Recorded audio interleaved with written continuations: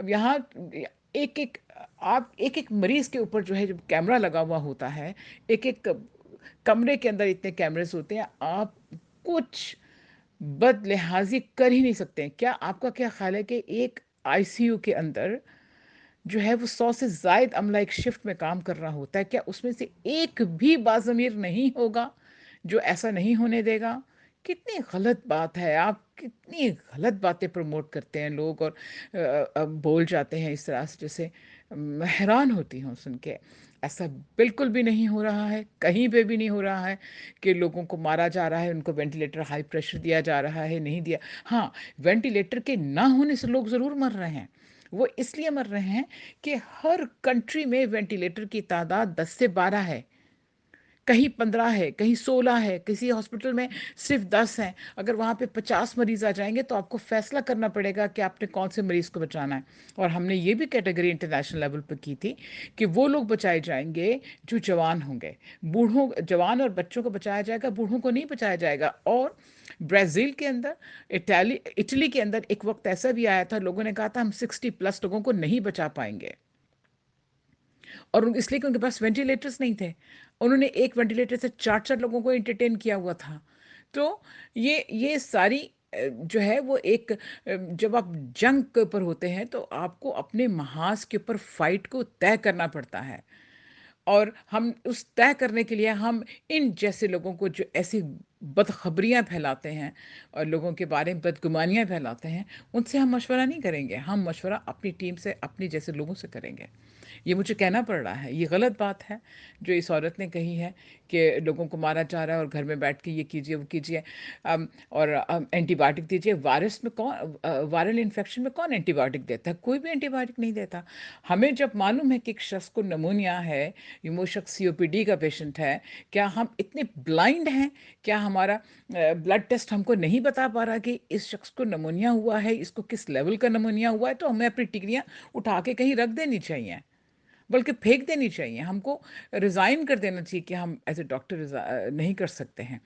آپ یہ کیوں نہیں مان لیتے کہ یہ پہلے یہ صرف سمجھا گیا کہ یہ ووہان کا انفیکشن ہے، وہیں پہ رہے گا، لیکن اس کے بعد وہ ایپیڈیمک ہوا، اور 11 مارچ کو WHO نے اس کو پینڈیمک ڈکلیئر کیا۔ تو آپ کیوں نہیں مان لیتے کہ یہ عالمی وبا ہے اور ہم کو اس سے بچنا چاہیے؟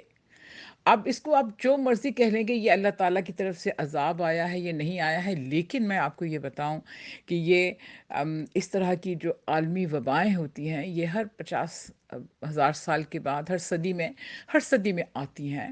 آپ انسانوں کو پرکھنے کے لیے آتی ہیں، ان کے رشتوں کو پرکھنے کے لیے آتی ہیں، ان کے اخلاق کو پرکھنے کے لیے آتی ہیں، آپ کے سسٹم کو پرکھنے کے لیے آتی ہیں، اور ایک نیا چینج لانے کے لیے آتی ہیں۔ آپ یہ دیکھیں گے کہ آپ کی جو پوری دنیا ہے، اب یہ برقی دنیا بدلنے والی ہے، کی دنیا میں جانے والی ہے۔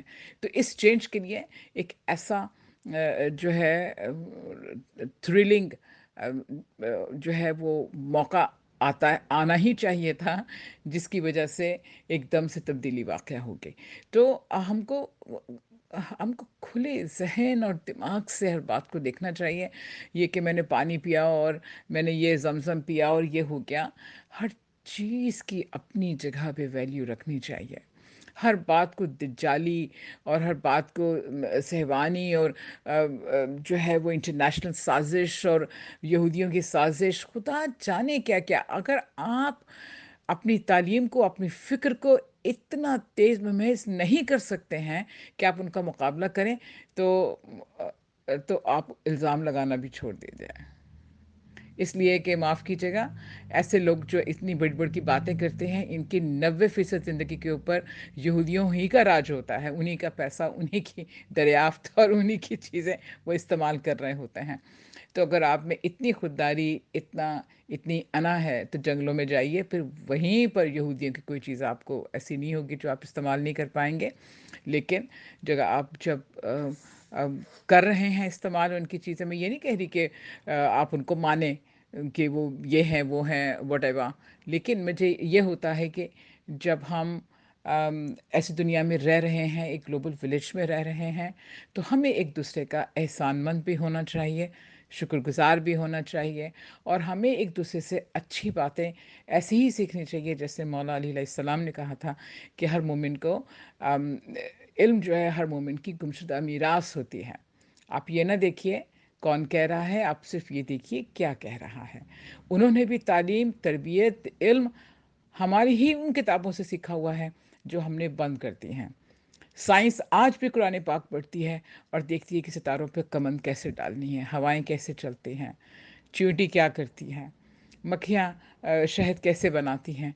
ये सारा इल्म उन्होंने वहीं से लिया है। अफ़सोस का मुकाम सिर्फ़ ये है कि मुसलमान सिर्फ़ ऐसी ऑडियो रिलीज़ कर सकता है, लेकिन इनकी डिटेल में नहीं जाता है। ये सद अफ़सोस है और ये अफ़सोस इनके सरों पे ऐसे ही रहेगा और इनके ऊपर ऐसे ही आता रहेगा जब तक कि ये अपनी किताबों को खोलकर अपने इल्म को, अपने मुशाहिदे को, अपनी तालीम को, अपनी तरबियत को आला व अरफ़ा नहीं कर लेते।